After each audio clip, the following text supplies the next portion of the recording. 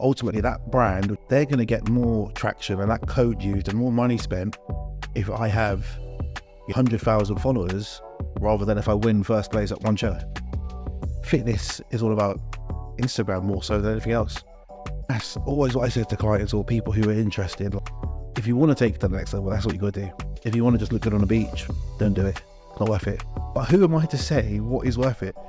If you want to go to Ibiza and look great on a beach to pull women, why not? So I was just nervous, so nervous, anxious, like what is going on? So I had a glass of vodka with some pre-workout and it just foamed up, nicked it. It all foamed up everywhere. And I was like, let me just back this. Dutch courage is real.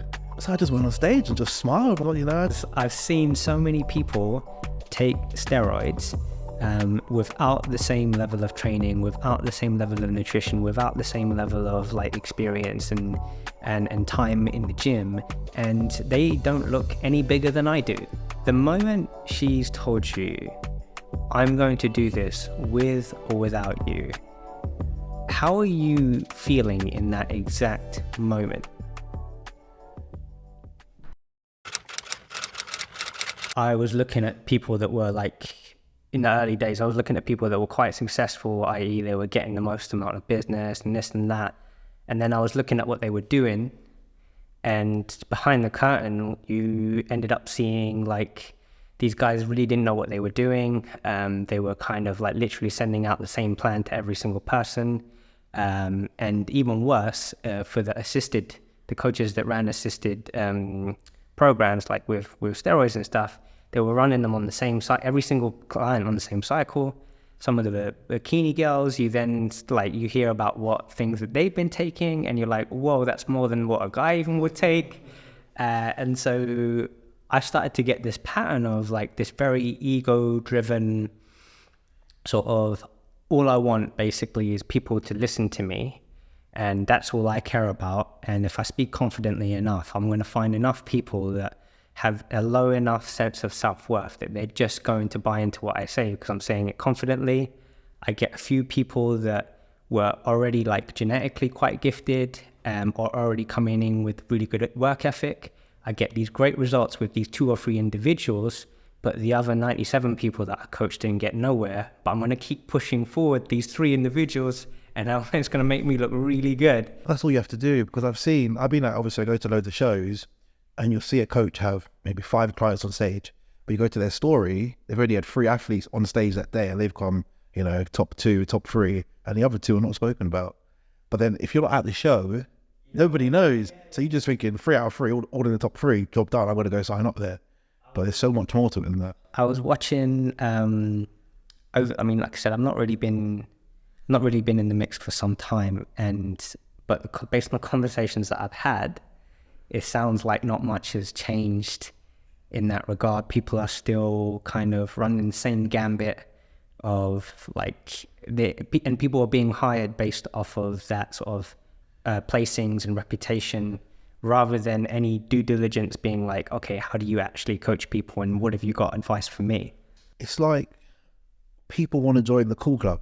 I want to join this coach because I want to wear that t-shirt and I want to feel part of this big community. But people don't realize that that coach has maybe 75, 100 clients. So that service they can offer is only to a certain degree.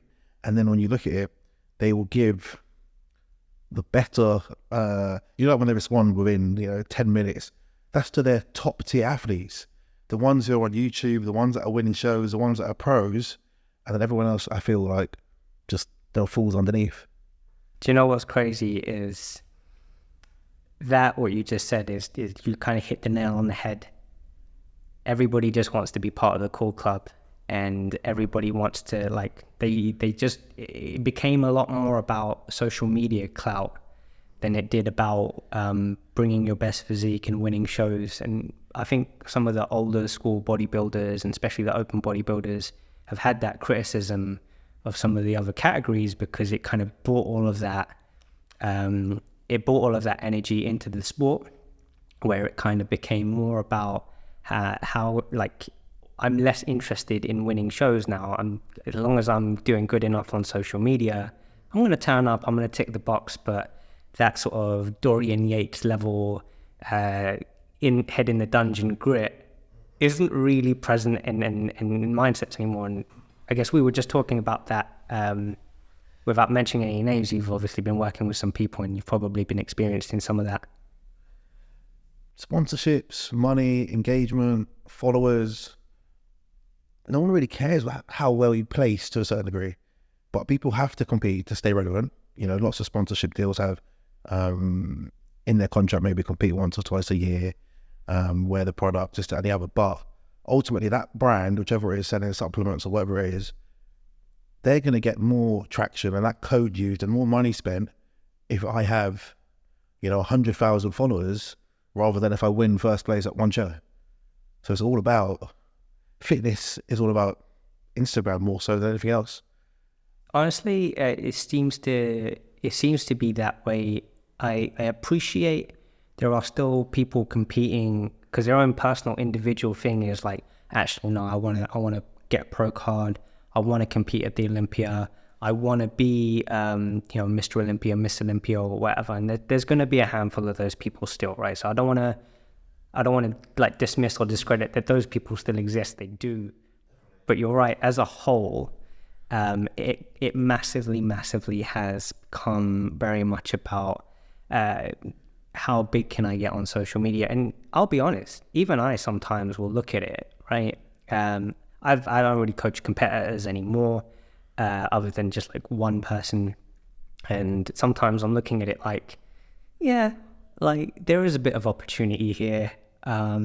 You are going to step up on stage. It is going to help your social media.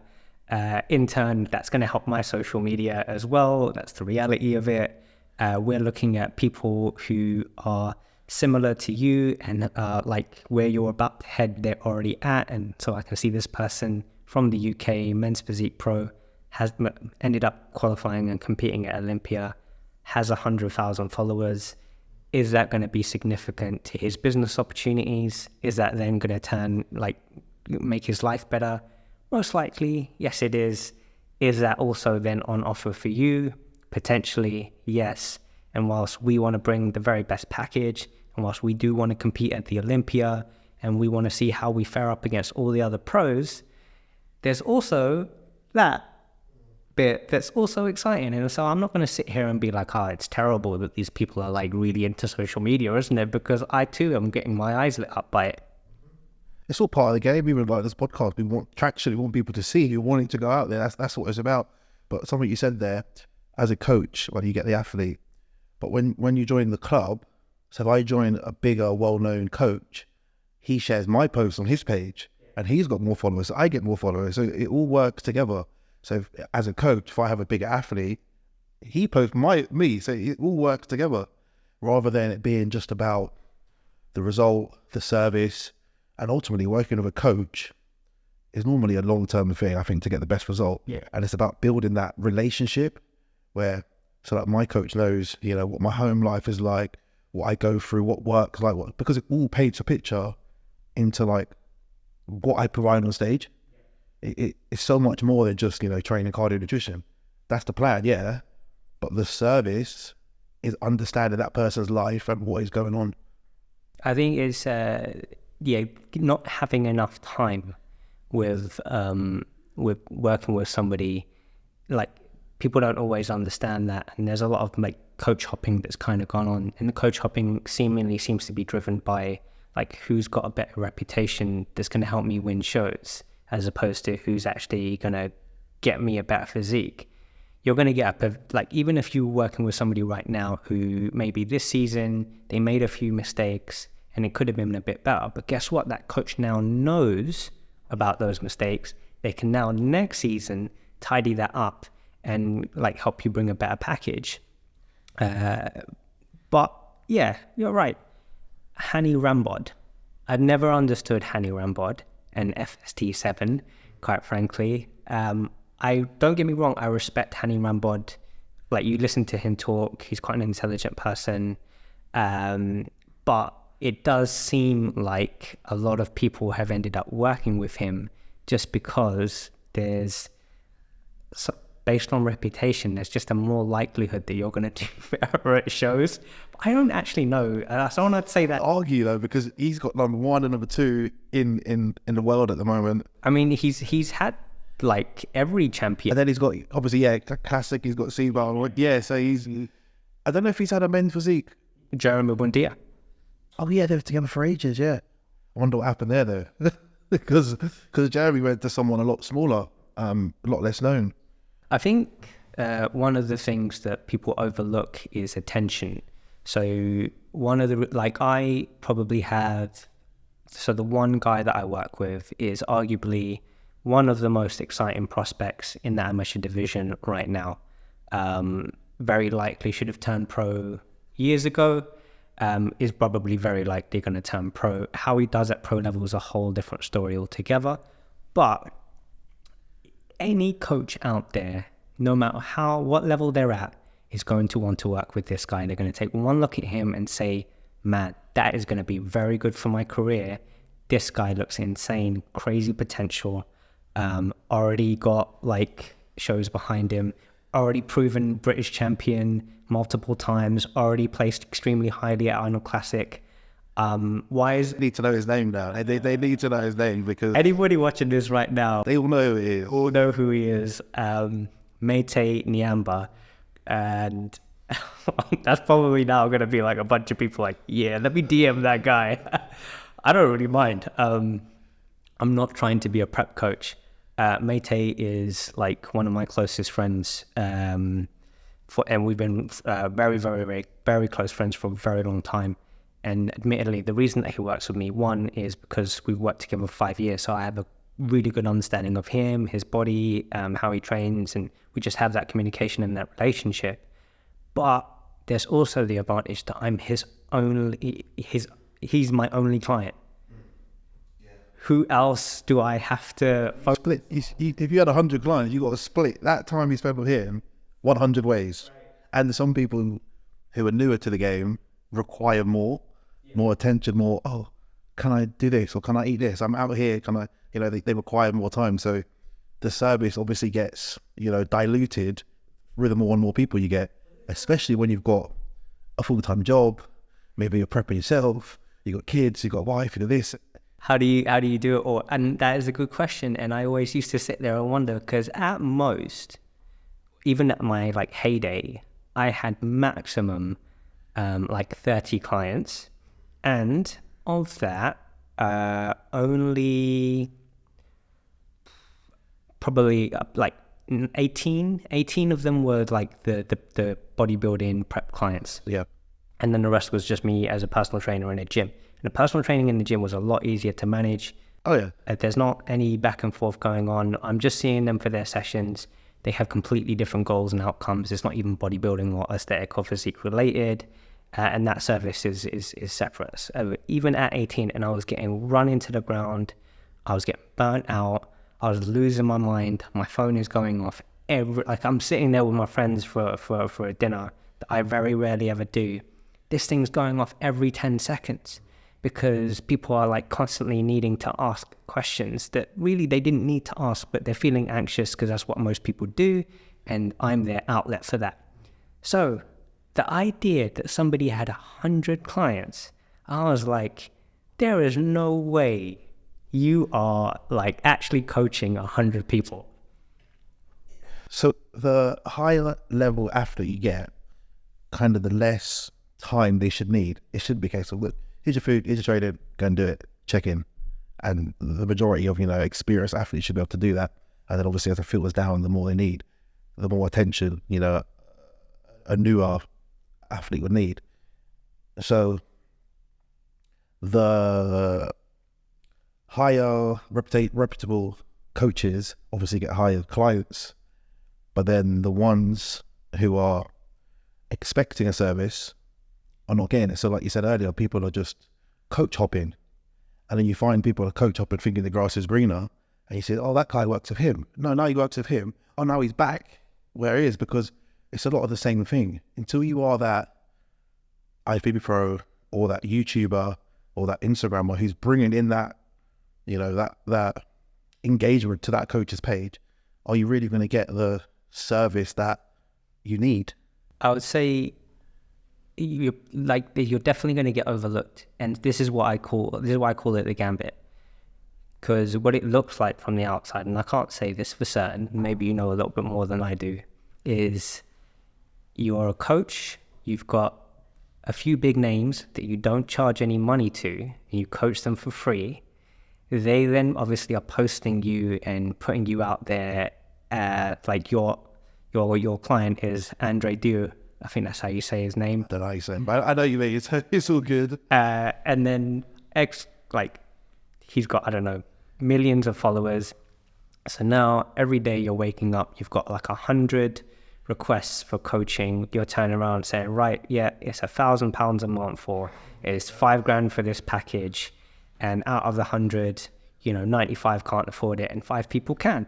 So now you've just picked up 5 people paying you $5,000 each. That's like a nice 25K that you've just picked up. And then you send them their plan and their program, or you've hired somebody to do that. And then all you do is focus on Andre Du, Jerome Bindia, or Your next fight. Very good. And so I don't know if for a fact that that's happening. I'm just saying that seems like what it would be. I have been approached by coaches who've offered to work with me for a discounted rate, and I believe that's only come since winning shows and proving that I have the ability to become a pro. Yeah. And as much as it's frowned upon, it is business, isn't it? Business. Everyone's running a business and everyone wants to make more money, to have a better life. And are you wrong for doing that? Okay, so here's what I'll ask you. If you're somebody starting out looking to compete and you're looking to hire a coach, based on like the fact that people are running these businesses, we'll be nice about the wording. That is what it is. Yeah. How do you go about finding the right coach? So a few years ago, after that show we were at, I switched coach. Just wanted to try something new.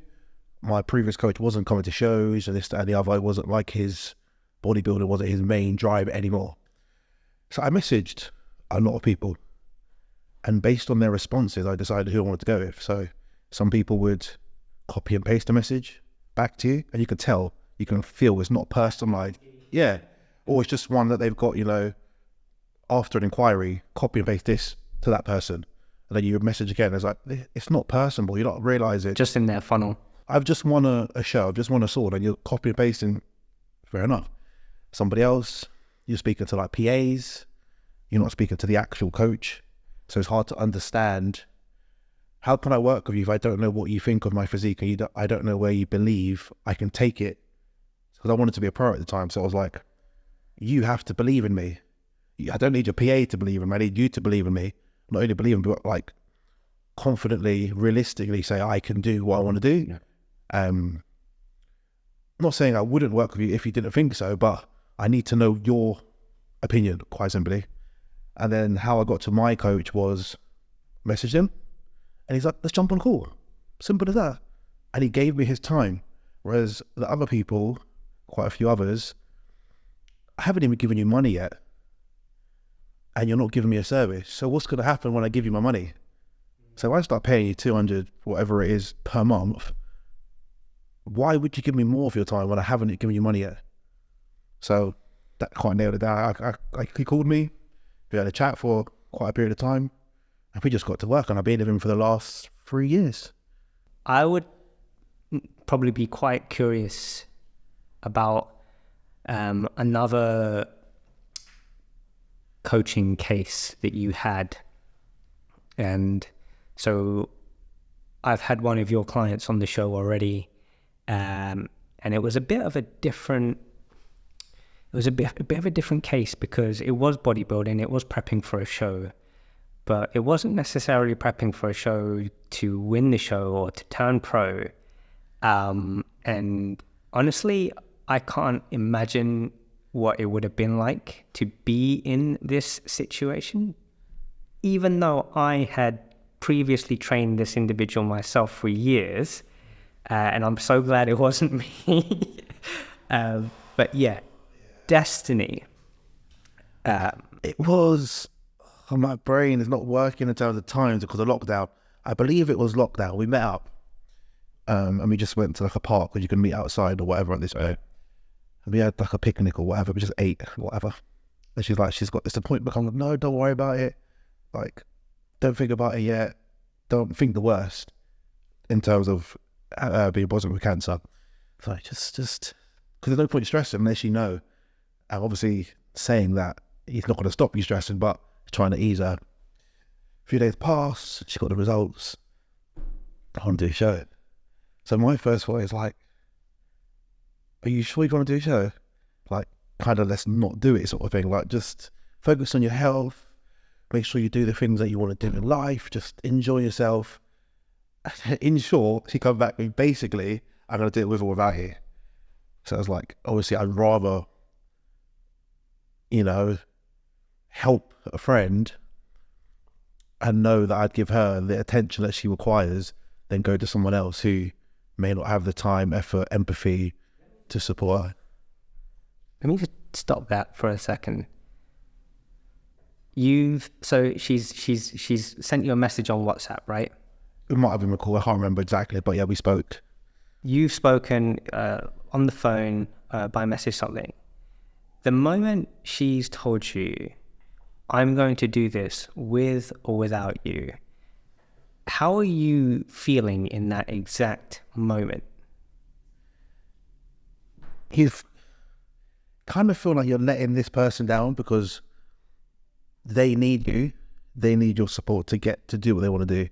And it's not my decision for what you do. So who am I to say you shouldn't do it? Although it's coming from a very clear, kind spot, I know if it was the other way around, I would want that person to help me.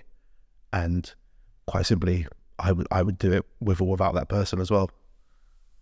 Well, I think it's just it's quite interesting, and I'm in a very unique place to ask that question because it could have been me that she was having that phone call with.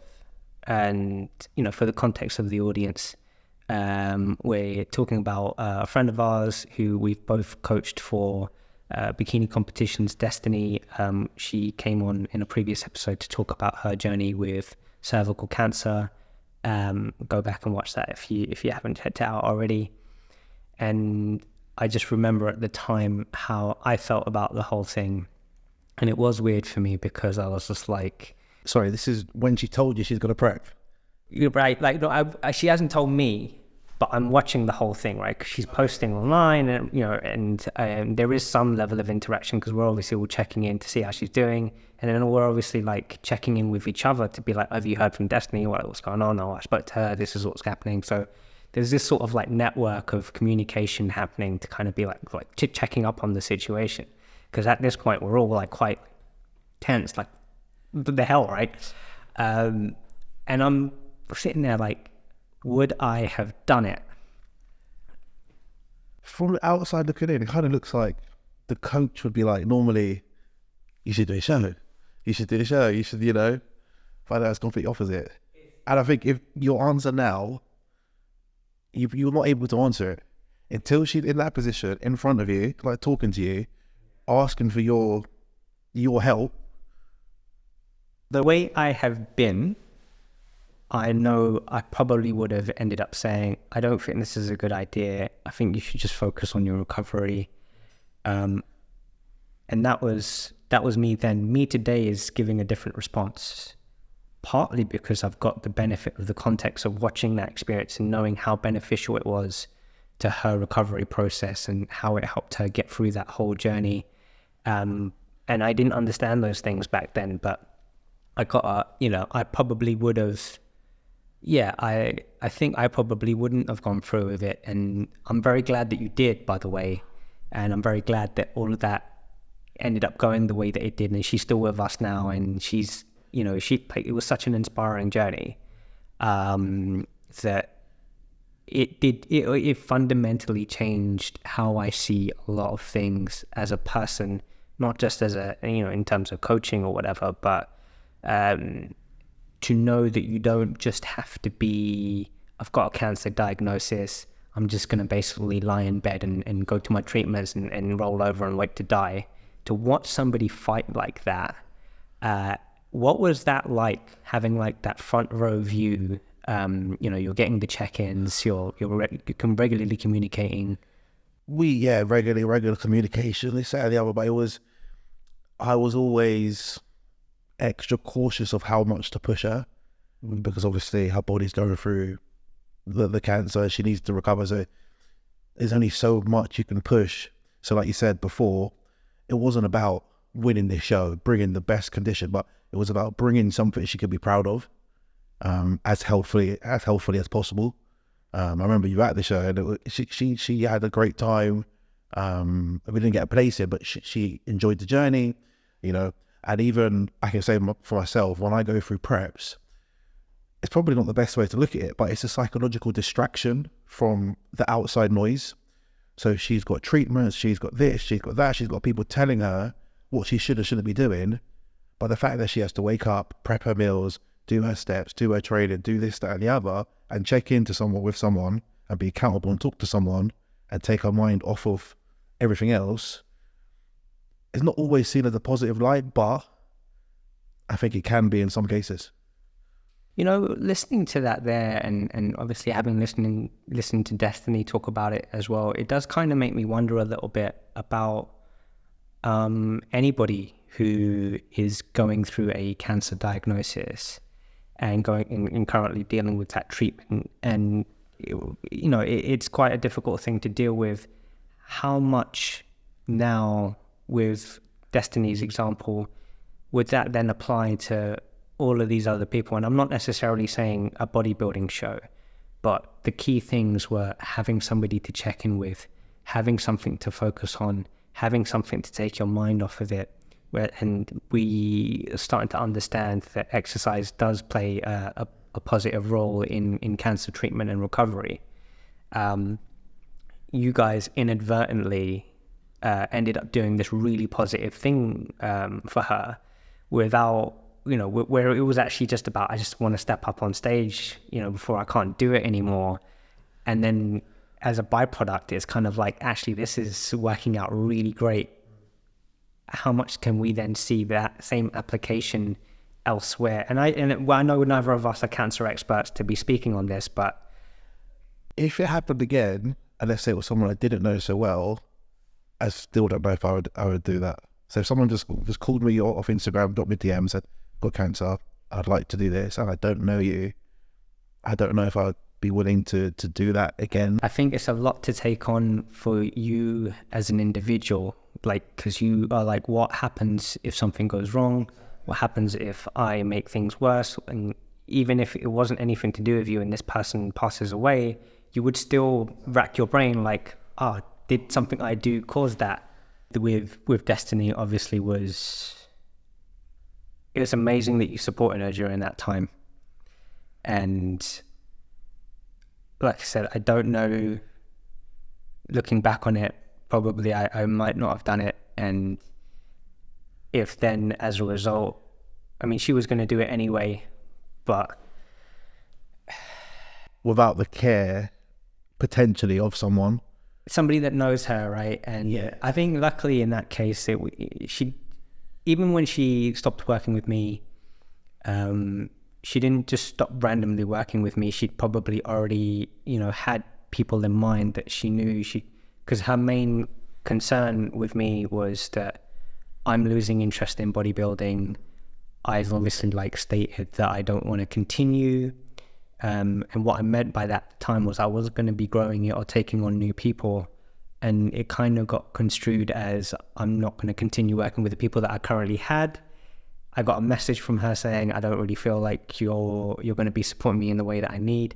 In retrospect, anybody that gave me, Yinka, I used to work with Yinka, who's been on the show as well. He kind of gave me the same sort of thing of I'm not sure if you're going to really give me what I need. And they were all right, 100%. And I wouldn't necessarily have accepted that at the time. But in retrospect, yeah, I know who I was when I was all in, driven, really hungry to get the win.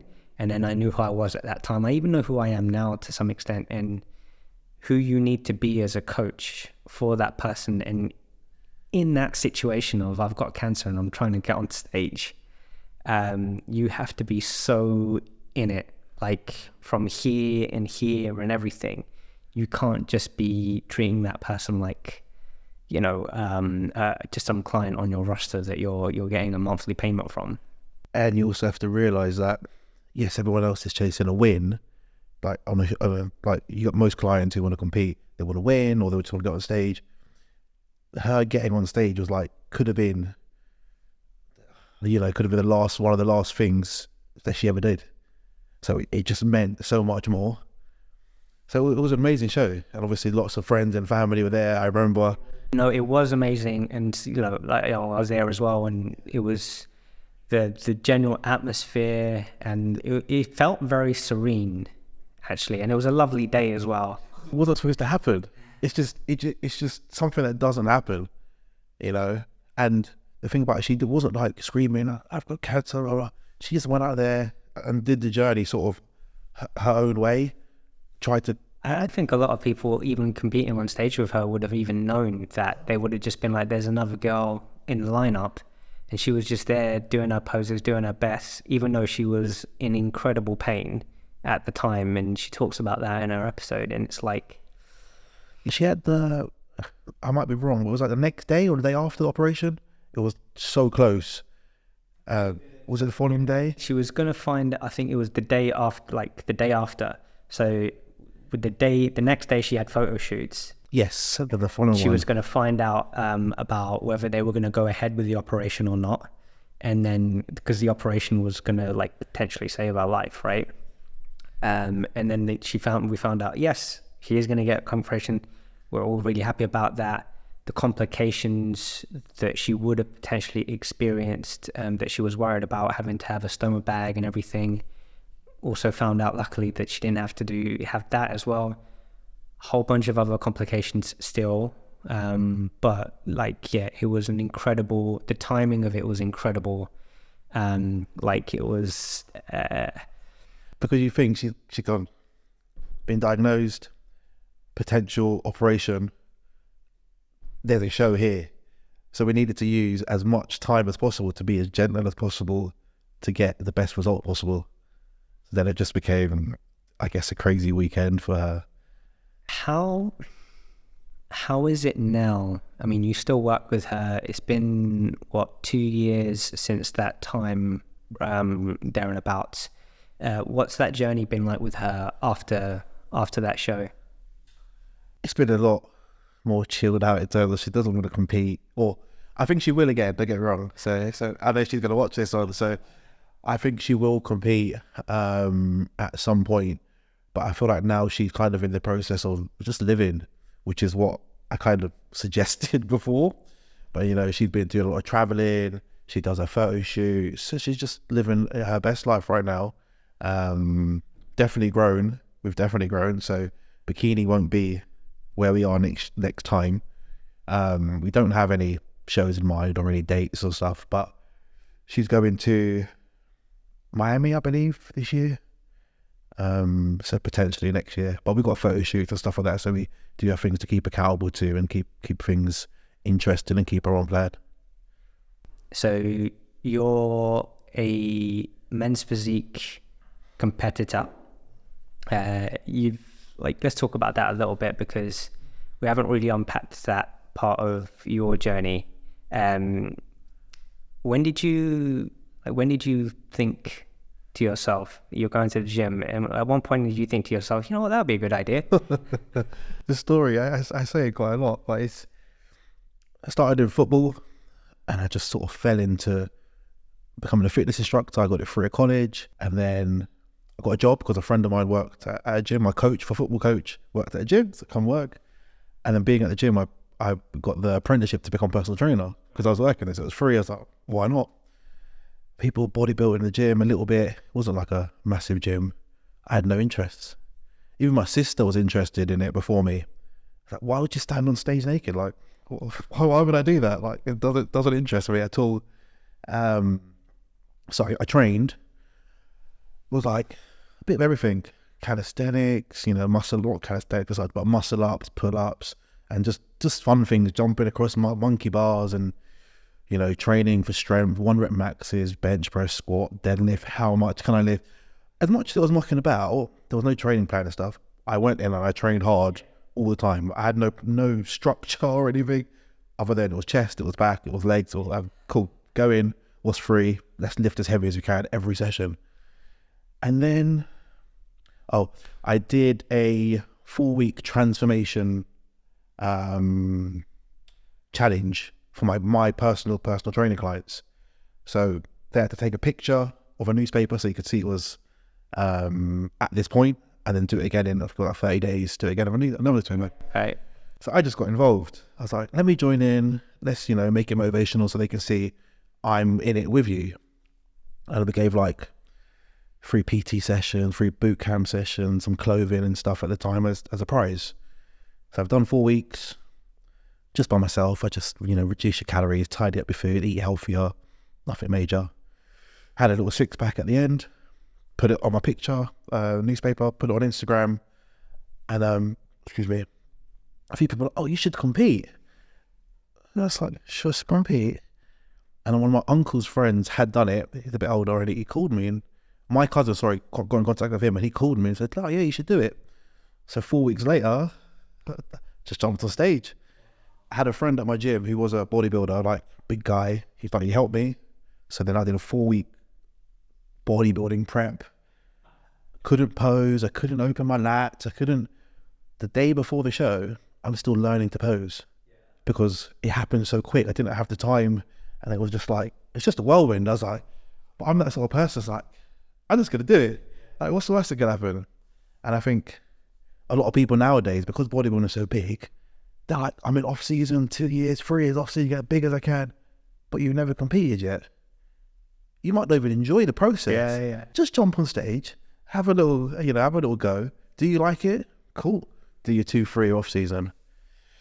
But yeah, back to the first show. 3rd place out of 17 guys. So I was like, what? I did a 4-week diet. I'm 3rd place out of 17.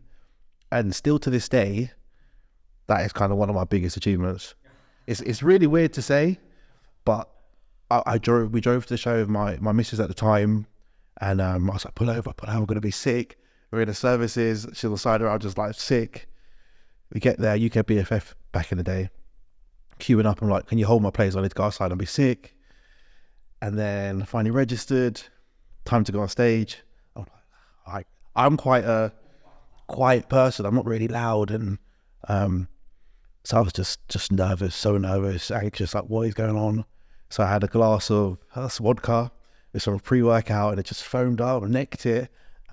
And it all foamed up everywhere. And I was like, let me just back this. You know, Dutch courage is real. So I just went on stage and just smiled. You know, I just smiled and did what I could, and I just couldn't believe it. I had like quite a few friends there as well. They were screaming. You can even hear in the video, like they were surprised. I was like, I'm 3rd because first call outs and this, that, and the other. And yeah, just from there, it's just took off from there.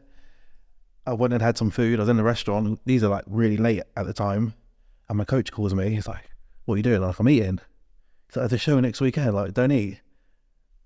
I was like, "Yeah, we'll do the show next weekend," and I went back to eating. Man, that is pre-workout and vodka. That is insane. Okay, wow. So I'm going to ask some questions which we can edit this out afterwards, and I'm going to even leave that statement in perhaps. But a part of being on this journey, and one of the reasons why I stepped out was because during the UK BFF days, which was the old sort of federation, men's physique was a much smaller category, and the level of competition meant that you had a lot of people, natural and unassisted, not taking steroids, being able to compete, and even being able to do well enough if their genetics were so. At some point in time, it stopped being that because the size of the competitors was a completely different level. I remember Mate going from being one of the biggest guys on stage to literally the smallest guy on stage, and it was like, we just can't keep up with this anymore unless we jump over and start doing extra stuff. I'd not had much experience. I didn't have much knowledge about taking steroids. It wasn't really my domain. So I kind of stepped out of it. And I'd also kind of gotten what I needed to from bodybuilding at that stage as a coach. But I do respect that that's a big part of the sport. I've gotten like different accounts of it though. And so, but based on my observation, there's a lot of people that end up doing way more stuff than they need to be doing. And there's some people that I think are probably playing a lot more sensibly by, you know, like going as low as they can possibly go and then maybe building on that if need be. One, I don't want to make any assumptions here, and I don't know to what level you want to discuss this. Is it something that you're willing to talk about? Why not? It's not something I normally discuss, but why not? So I'm not really interested in specifics per se. But I guess one, did you feel like to be competitive, how did you feel about going down that road? Was it something that you were kind of like, yeah, that's fine, no problem? Or did you feel really like apprehensive and nervous about it? Oh, definitely apprehensive. It was a case of, I've competed naturally for years, a couple of years.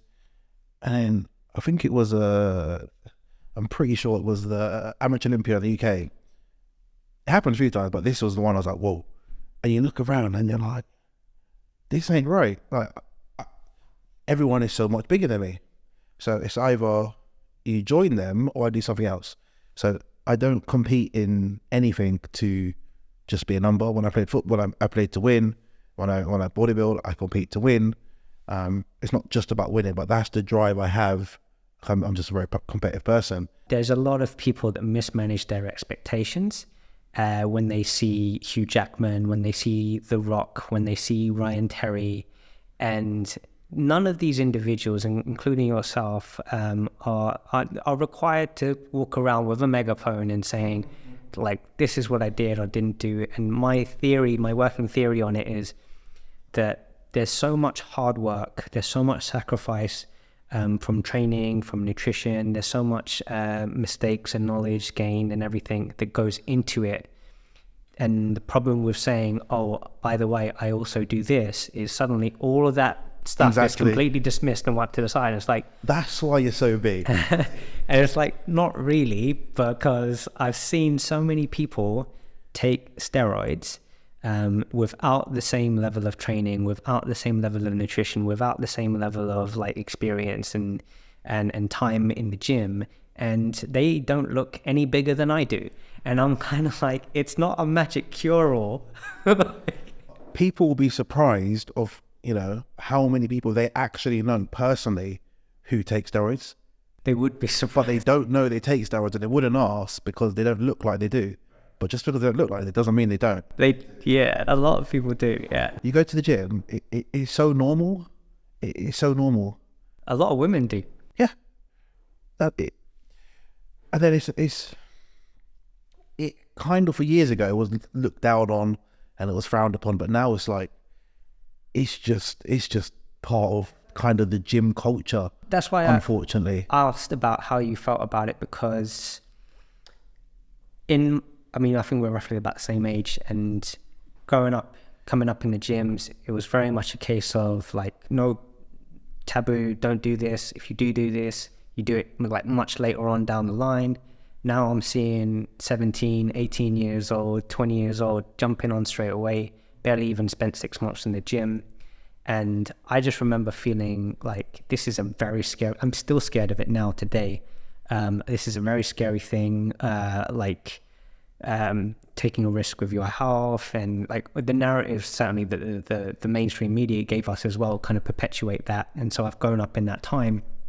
Even though I've been in and around it, I'm a lot more familiar with it now, probably way more so than the average individual. It's still a scary thing to me. So for a 19-year-old, an 18-year-old guy to just come along and be like, yeah, whatever, I saw it on TikTok and I'm just going to jab myself. And so like, what? You have to look at like from the top level down. You got people like who's top level classic physique Olympian, I think he's about 26, but you have to remember he's 26, but he's been around for years now. So for him to be an Olympian, he's been doing it for how many years? There's a guy, I forgot his name, but he's 19 and turned pro in classic the other day. Because there's so much opportunity with social media, with sponsorship, and fitness is such a big thing, people want to get on it earlier. But back when, 10 years ago, 15 years ago when I was in the gym, people talk about drugs, I'd be like, I'm not interested. It doesn't interest me. I just walk away. It doesn't excite me. It doesn't interest me. I want no part of it. But people also, the people who are first to say, don't do drugs, they're the same people who are overeating on crappy food, and they're drinking, and they're doing, social drugs, and that seems okay. But when you actually paint it, like when you set it down and have a look, if you get your blood work done and you're working with someone who's responsible, understands what happens, and you're regularly getting your blood work done, you can see exactly what's happening, with underneath. Like how much is alcohol destroying your liver? How much is cocaine destroying your heart? But that's all fine. But who's ever got a blood test before they started cocaine and then done one 6 months later to see if the cocaine is fucking them up? Excuse what I need. But with steroids, you would take your blood, you do your bloods, you do your cycle, you come off, you do your checks regularly. Most things is that, we're always going to highlight the very worst example and paint it as like that's how the media works with human beings, and we all seem to respond to it. So whether it's, you can take any example you want. If you want to paint a whole demographic, right, as like the worst people on earth, you take the 2 people that are acting the craziest and you put them on camera and say, look, they're all like this. Yeah. But that's what people like to see. They like to see that negative thing, and that's what keeps them watching the news. I don't watch the news because it's all negative. There's never anything positive on the news.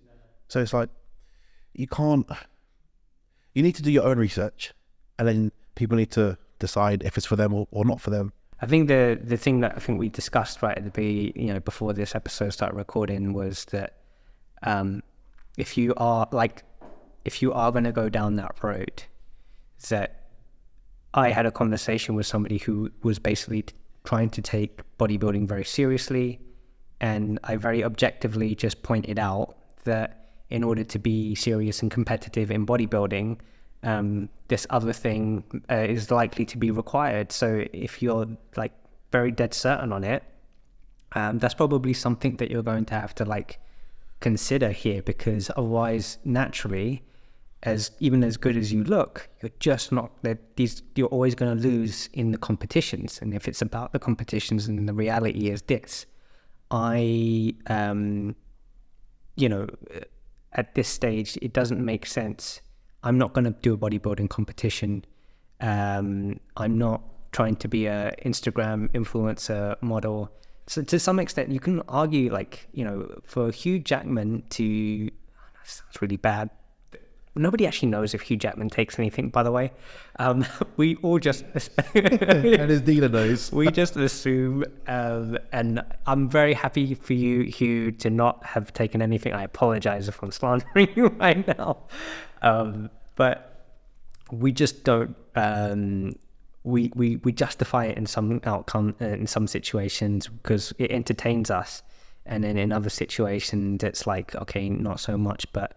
being very clear on the fact that if it's just for the sake of if you're 19 years old and you just want to look better, and I get the pressure, but by the time you're 25, 6 years later, and you're still stupidly young at 25, you're going to look pretty decent, man. You're going to have some muscle under your belt. You're going to be lifting some good weights, and you don't necessarily have to do that. I know people are going to anyway. I was like you in that mindset of you should do it for like a big reason. You want to compete, you want to turn pro, and that's always what I say to clients or people who are interested. Like, if you want to take it to the next level, that's what you got to do. If you want to just look good on the beach, don't do it. It's not worth it.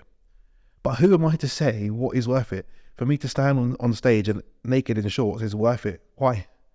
If you want to go to Ibiza and look great on a beach to pull women, Why not? So philosophically speaking, you're not wrong, right? Like not a single one of us really can tell the next, like you're not doing anything wrong to the next person. You're not stealing from them. You're not physically harming them. You're not, well, to some extent you could say you're lying and manipulating if you choose to.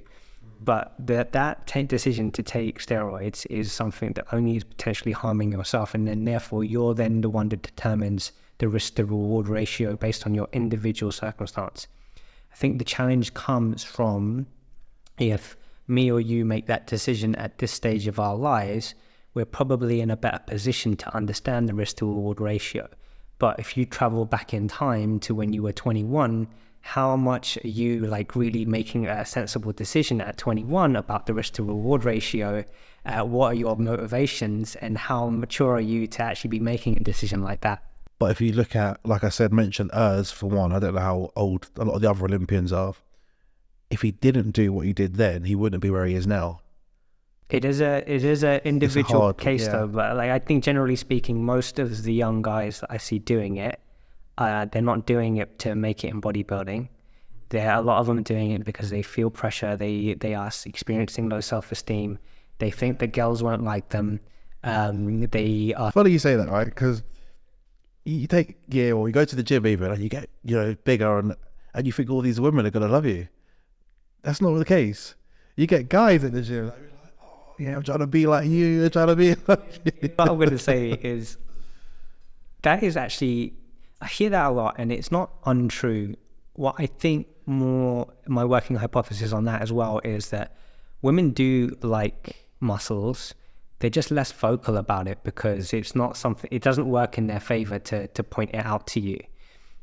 But reality is, you do get more attention from women. I mean, I've certainly experienced that.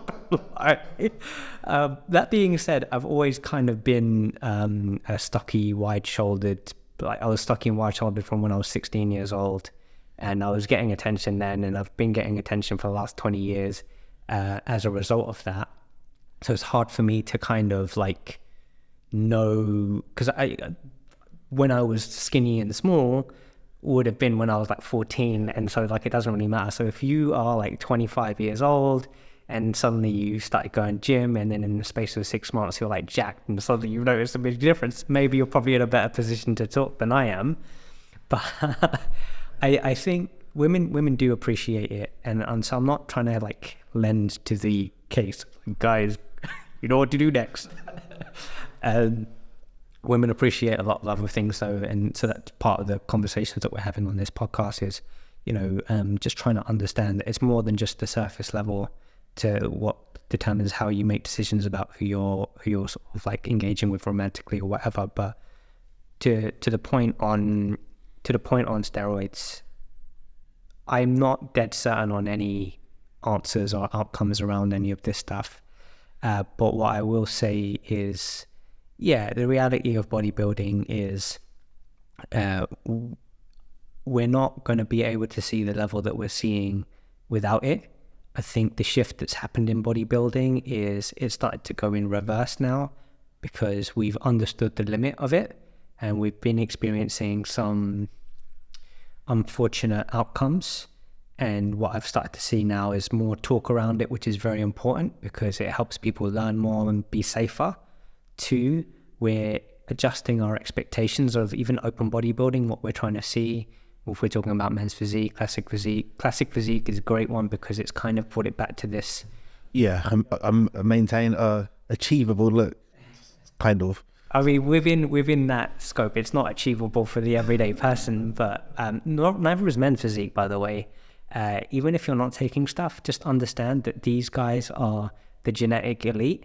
Their structures are like massively favorable. The way they respond to drugs is massively favorable.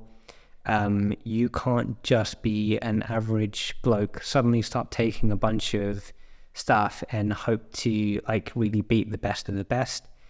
Reality of bodybuilding is going to rely a little bit on your genetics, and if you don't have the genetics to compete with the best of the best, I'm not going to be able to go stand next to James and turn to the back no matter how much stuff I've taken, I'm losing that shot every single time, and there's nothing I could do about it. So and that's what's helped me as well, because I've been able to work with like really, really, really amazing competitors, and I'm like, I know I can't beat these people no matter how much stuff I took.